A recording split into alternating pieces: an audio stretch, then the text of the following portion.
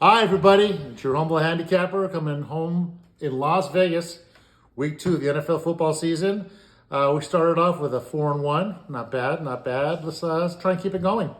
Our first game we're looking at will be the Indianapolis Colts going into Jacksonville. They're laying 4 on the road, back-to-back on the road, coming off an overtime loss. They basically had to play a whole other 10 more minutes in overtime and they end up with a tie. You know it's going to be a tired squad. Jacksonville's given them grief over the years. Jacksonville is 12-1 against the number.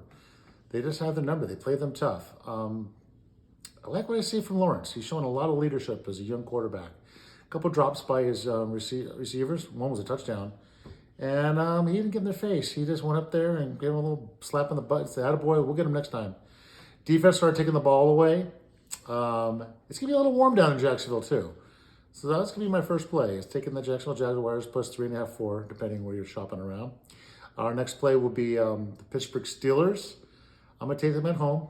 I know Trubisky didn't look really great last week, but he wasn't supposed to. I think Tomlin won. Defense was lights out, 5 takeaways. They were all over Burrow. He wanted the defense to save the day and play the day. We lost Watt. But New England, once again, another team was back-to-back road games. I mean, they have nothing right now.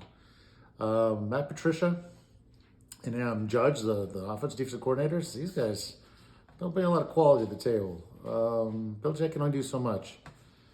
Kid for the quarterback for New England got hurt, so I'm thinking Pittsburgh getting the points. Tomlin's tough at home. I made them a small favorite, and they're a small dog. So we're going to take the Pittsburgh Steelers plus the 2.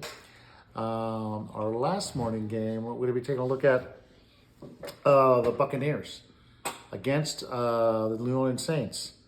One more time, we got back-to-back road games. The Saints are catching 2.5 at home. Started off a little slow in the first stanza against the Falcons, but they played good. Winston got a couple touchdowns at the end. They own Brady, 6-0 against that team, against that Tampa team. They play him tough. That Tampa team is a walking nightmare right now. They have cluster injuries. He lost his blindside tackle. I don't know what he's going to do. They're going to be after him all day.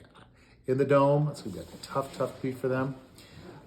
Interesting statistic. All 3 of these teams I mentioned, these road favorites, they're on the road last week against home openers for these teams. Now they have to go back on the road for these teams' home openers. It's a 2-week angle. You can only get week 2. 3 of these games. All those 3 teams have the same angle. So you're betting against back-to-back road games going against home openers. So we're catching the points, 3 home dogs. We're skipping all the way to Monday night. I'm looking at taking at the Tennessee Titans plus 10. I made it 6.5. I know the Bills look lights out. Everyone's sexy pick to win the whole thing. But it's kind of early to be laying 10 points against a good quality squad. Vrabel is great off of a loss. I think they're going to run the ball. Buffalo Bills interior is a little banged up, so we can maybe run the ball, ugly the game down. 10 points is way too many for a quality squad that's already in the season.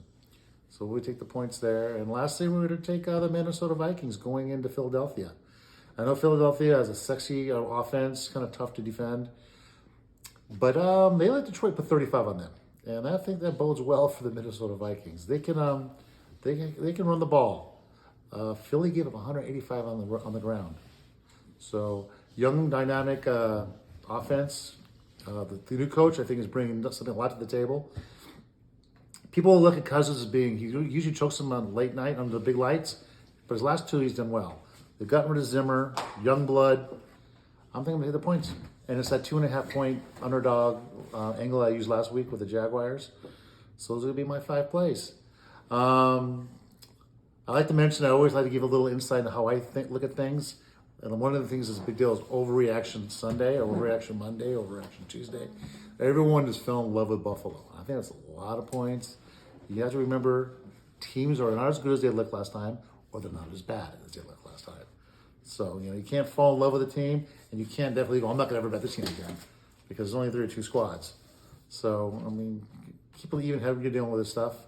And let's go make some money. Let's win some games. My daughter likes to say her little goodbye to you. I'm going to tell you a joke.